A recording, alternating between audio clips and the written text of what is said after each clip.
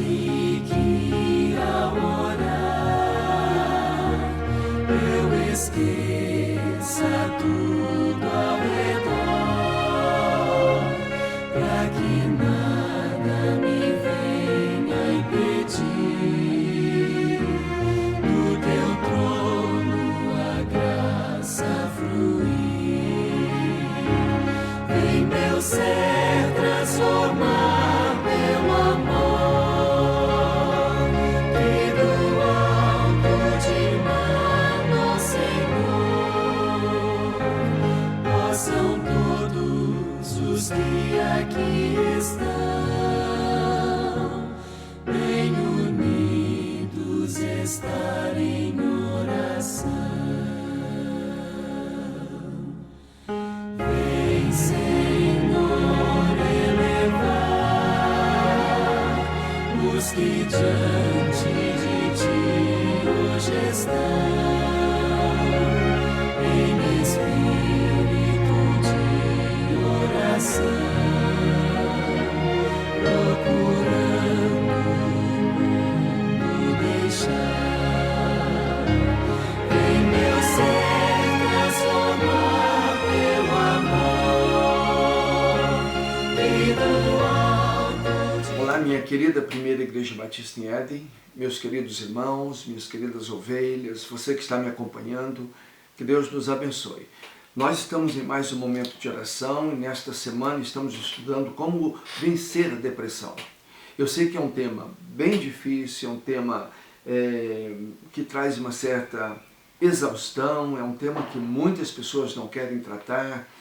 E eu não sou psicólogo, mas nós estamos estudando esse tema baseados na Palavra de Deus. A Palavra de Deus, ela tem muitos textos que nos ajudam quando estamos à beira da depressão ou estamos passando por momentos depressivos. Então a Palavra de Deus nos ajuda. Por exemplo, quando você lê a carta aos Efésios, capítulo 4, os versos de 7 ao verso 16, nós vamos ler que com vistas ao aperfeiçoamento dos santos. Deus quer que sejamos aperfeiçoados.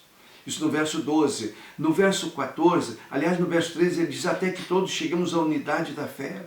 Ele quer esse crescimento. O verso 14 diz para que não mais sejamos como meninos agitados.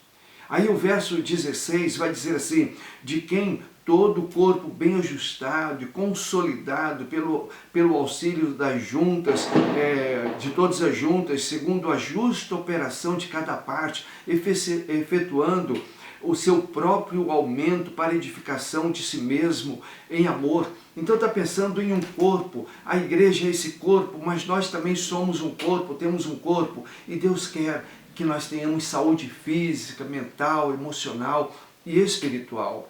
Deus quer isso. Então nós vamos continuar. Como posso vencer a minha depressão? Nós podemos ficar deprimidos como Elias, vimos isso ontem. A palavra de Deus diz que sim. A palavra de Deus diz em Tiago 5,17, Elias era homem humano como nós, ele era humano como nós. Então nós podemos ficar depressivos. Isso é uma coisa muito discutida entre os cristãos, mas nós sabemos, podemos ficar depressivos. Se Elias ficou, nós podemos também. Porque nós temos pensamentos negativos a nosso respeito. Então, a depressão vem por isso, porque temos pensamentos ruins a nosso próprio respeito. E aí eu li ontem, se afirmarmos que não temos pecados, enganamos-nos a nós mesmos e a sua verdade não está em nós. 1 João 1,8.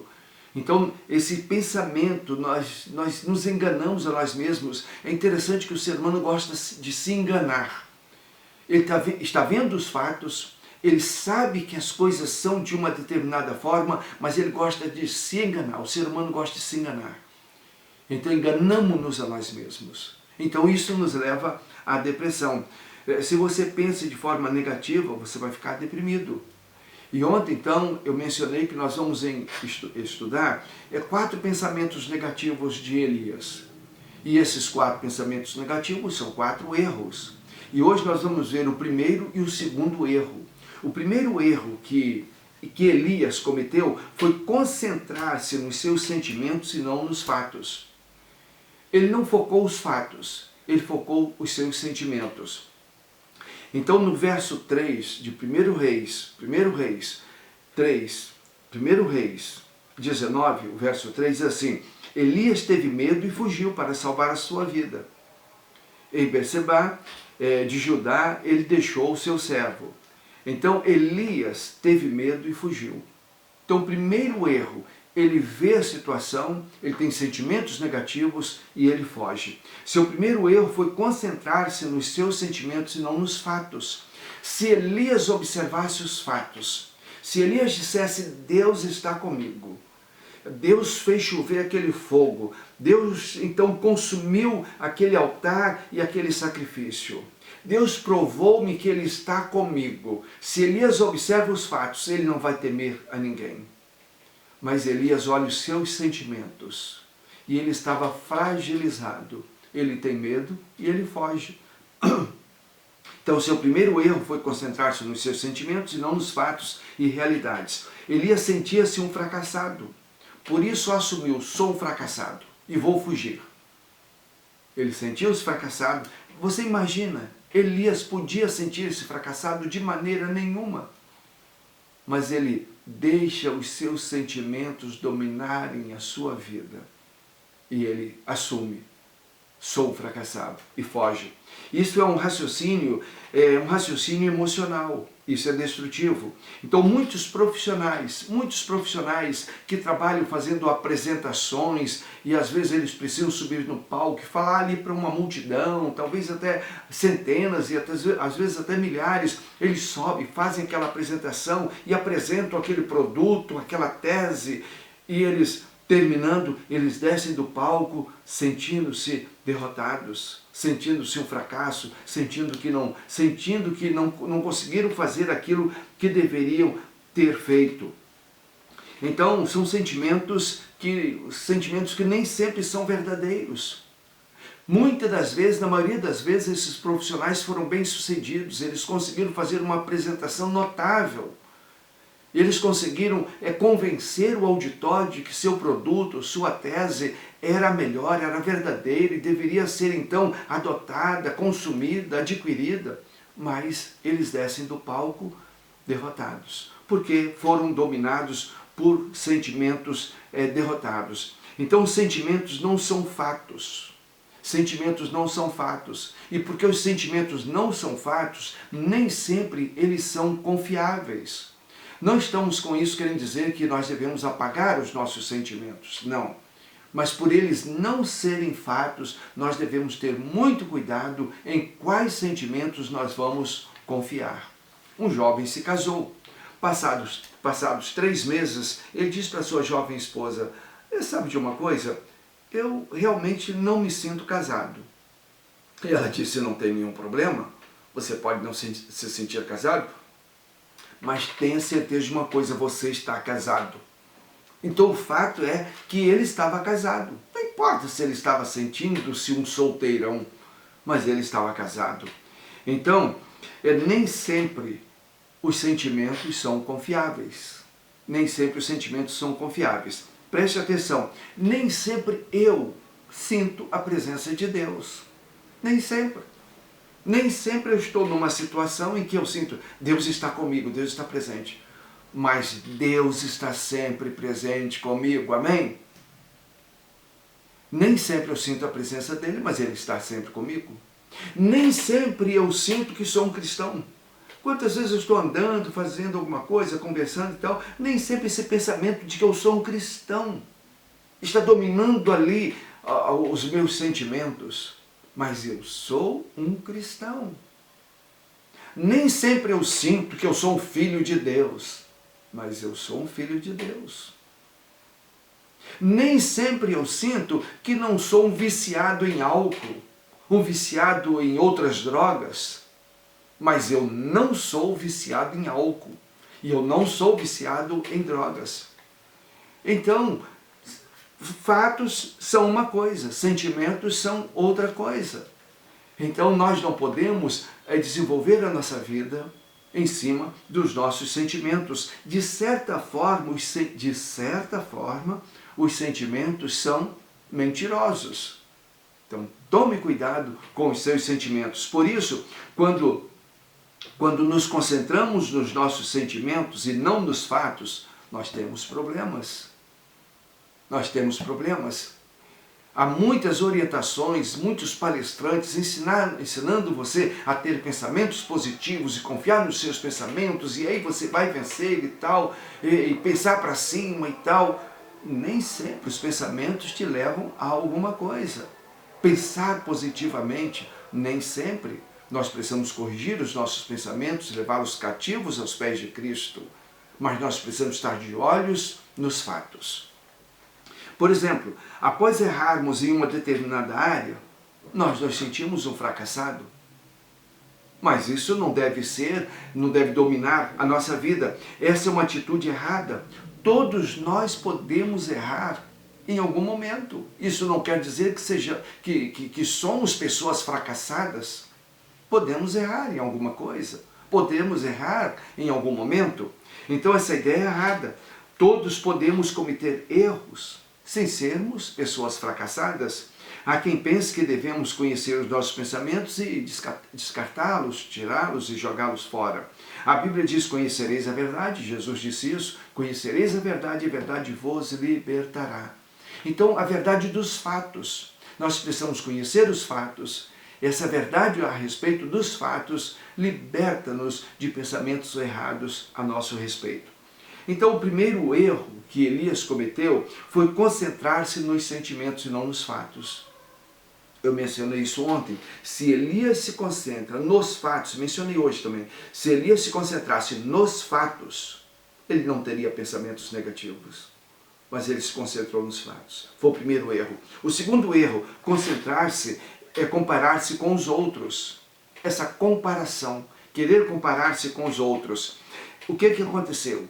No verso 4 de 1 Reis 19, diz o seguinte: e entrou no deserto caminhando um dia, chegou ao pé de Giesta, sentou-se debaixo dele e orou pedindo a morte. Aí Elias diz para Deus: já tive o bastante, Senhor, tire a minha vida. Não sou melhor do que os meus antepassados. Segundo erro de Elias, comparar-se com os outros. Não sou melhor do que os meus antepassados. Ele tece uma comparação. Ele se compara com os outros. Primeira armadilha. Se eu puder ser igual a fulano, eu serei feliz. Então a juventude, os adolescentes olham lá para os atores de Hollywood: se eu for igual fulano ou igual fulana, eu serei feliz. É assim que estão vivendo. Essa comparação torna as pessoas infelizes. Então, se eu for igual ao fulano, serei feliz. Na segunda carta aos Coríntios, capítulo 10, verso 12, nós lemos: não temos a pretensão de nos igualar ou de nos comparar com alguns que se recomendaram a si mesmos. Paulo diz: eu não quero me comparar com ninguém. Não quero me comparar com outros. Então, esse é um erro. Querer comparar-se com os outros. Paulo acertou. Então saiba, há apenas uma pessoa que você pode ser. É ser você mesmo. Só essa pessoa. Você só será você mesmo. E nós temos a mania de querermos nos comparar apenas naquilo que somos fracos, com aquilo que os outros são fortes. Mas precisamos saber que os outros são fracos em muitas coisas que nós somos fortes. Também somos motivados pelas críticas e condenação que fazemos a nós mesmos. Veja bem, nós ficamos fazendo críticas a nós mesmos. Eu deveria ter feito isso melhor. Você faz alguma coisa: eu deveria ter feito isso melhor. Eu deveria ter sido mais capaz naquela apresentação, no desenvolvimento daquele projeto. Eu deveria ter sido mais capaz. Eu deveria ter conseguido e eu não consegui. Então a Bíblia nos adverte muito que é ruim a gente ficar criticando os outros. Nós não devemos ficar criticando os outros. Agora, se é ruim criticar os outros, é muito pior criticarmos a nós mesmos. E a depressão, nós chegamos à depressão por isso. Porque não bastam as críticas que os outros fazem sobre nós, nós mesmos ficamos nos criticando. E isso vai então arrebentar a nossa emoção e nos levar ao fundo do poço emocional. E aí então há uma depressão. Então, se você criticar os outros é constrangedor, é difícil, é ruim, criticar-se a si mesmo é muito pior. Alguém disse que nós lemos a Bíblia não para mudar a nossa opinião a respeito de Deus. Nós lemos a Bíblia para mudar a nossa opinião a nosso respeito. Então faça isso. Quando você estiver lendo a Bíblia, continue pensando em Deus da forma que Ele é. Não mude o seu pensamento a respeito de Deus, mas mude o seu pensamento a seu respeito. Porque quando você olha para Deus e você lê a Bíblia e você continua pensando em Deus do jeito que Deus é, você vai entender, você vai continuar sentindo que Deus é amor, que Deus te ama, que Deus te vê como alguém sem igual, que Deus não tem outra pessoa para colocar no seu lugar, que Deus não te descarta e que Deus te olha para você como alguém muito importante. Então comece a ter pensamentos diferentes a teu respeito. Comece a pensar a teu respeito do jeito que Deus pensa a teu respeito. Comece a olhar para você da mesma forma que Deus olha para você. Deus olha para você e tem pensamentos nobres. Deus te ama. Então, se é assim que Deus age, que Deus pensa a teu respeito, e esses são fatos bíblicos, comece a se olhar também e sorrir e dizer, eu sou alguém especial. Se Deus me ama, eu também vou me amar. Se Deus gosta de mim, eu também vou gostar de mim. Comece a ter pensamentos bons a teu respeito. Então, outra armadilha é a nossa rotulação. Quantas vezes, ao invés de dizermos, você teve um acidente, alguma coisa aconteceu acidentalmente, e ao invés de você dizer assim, realmente isso aconteceu acidentalmente comigo, você diz, não, você não disse assim. Você disse, aconteceu porque eu sou atrapalhado. Eu sou realmente atrapalhado. Eu sou um estrupiço. Ao invés de dizer, isso foi um acidente. Aconteceu isso comigo acidentalmente. Olha, às vezes você está num jantar, talvez num almoço, com colegas, amigos, com família, e você comeu além do limite. E depois, ao invés de você dizer assim, olha, a comida estava muito saborosa e eu acabei comendo demais. Ao invés de dizer assim, você diz, eu realmente sou muito guloso. Eu realmente como com os olhos e eu sou guloso. E então a gente acaba nos olhando de uma forma depreciativa, de uma forma negativa. Então, quando nós nos rotulamos, nós potencializamos os problemas a nosso respeito. E aí nós passamos a ter pensamentos negativos a nosso respeito. E isso vai nos levando cada vez mais para aspectos depressivos. E por isso nós podemos entrar em depressão. Então, Elias, para terminar, Elias cometeu 2 erros. Cometeu 4 erros. Nós vimos 2 erros hoje. O primeiro erro foi concentrar-se nos seus sentimentos e não nos fatos. Olha que eu pensei agora na refeição. O fato, uma refeição saborosa. E você olha para as pessoas que serviram a refeição e diz, olha, vocês são nota 10. Que refeição saborosa. Eu acabei comendo demais. Você tem sentimentos positivos a seu respeito. Segundo erro, comparar-se com os demais. Aí você quer ser igual fulano, igual ciclano. E então você precisa ser igual você mesmo, porque Deus te fez do jeito que você é. E Deus te ama do jeito que você é. Olhe para você com bons olhos, do mesmo jeito que Deus olha para você com bons olhos. Que Deus te abençoe, que Deus me abençoe e que nós possamos ter pensamentos corretos em cima dos fatos, para que nós possamos nos entender, nos amar e não entrarmos em depressão. Amém? Que Deus nos abençoe. Vamos orar. Pai querido, obrigado pela vida de Elias. Obrigado porque olhando para Elias nós podemos corrigir erros nas nossas vidas e podemos também nos prevenir e evitarmos cometer erros, os mesmos erros que Elias cometeu. Muito obrigado pela Tua palavra, Tua doce e poderosa palavra. E agora, Pai, eu quero pedir que o Senhor continue tendo paciência conosco, nos ajudando, nos ensinando, Pai. Eu peço que o Senhor abençoe as pessoas que estão me acompanhando, que todos nós possamos ser abençoados pela Tua palavra, Pai. Se alguém está vivendo um momento de dúvida, um momento de pensamentos negativos, momentos depressivos, que possam ser abençoados pela Tua palavra. E possam eles mesmos, com a Tua palavra e pela Tua palavra, serem corrigidos, Pai. E possamos todos nós sairmos desse sentimento depressivo. Possamos voltar a ter a alegria da salvação. Possamos viver felizes, celebrando a Tua presença e o poder da Tua palavra na nossa vida. Em nome de Jesus. Amém e amém. Amém. Agora tem o seu momento de oração. Eu imagino que alguns estão em família. Então ore em família, com a família, pela família. E depois tem o seu momento sozinho. Derrame a tua alma no altar do Senhor. Mas estando sozinho ou estando em família, ore pela nossa igreja. Ore pelos idosos da nossa igreja. Ore por todas as faixas etárias da nossa igreja. E não esqueça de orar pelo nosso querido Brasil. Vamos orar. Nós precisamos entrar numa jornada, numa cruzada de oração. Especialmente nós aqui em São João de Meriti. Vamos orar pelo nosso prefeito, aquele que vai ser eleito ou reeleito. Deus sabe, mas que Deus faça a vontade dele. Os vereadores que serão eleitos, alguns reeleitos, mas que também tudo seja segundo a vontade de Deus. Quando você estiver dando o seu voto, dê o seu voto na presença de Deus.